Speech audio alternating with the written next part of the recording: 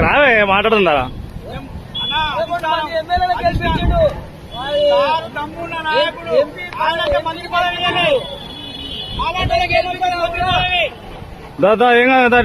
ఈరోజు కాంగ్రెస్ పార్టీ అధిష్టానం రాజగోపాల్ రెడ్డి గారికి మంత్రి పదవి ఇస్తాన్ని మోసం చేసింది.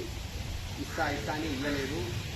అదేగాక ఇవాళ రాజగోపాల్ రెడ్డి సారు ప్రతి ఊర్లో ప్రతి గ్రామాల్లో తిరిగి పేదలకు ఎవరెవరికైతే ఇల్లు కట్టాలని తాపత్రయం ఎంత పడుతున్నాడో, ఎంత మంచిగా పరిపాలన చేస్తున్నాడో ఇవాళ సార్కి మంత్రి పదవి రాకపోవడానికి చాలా బాధాకరంగా ఉంది.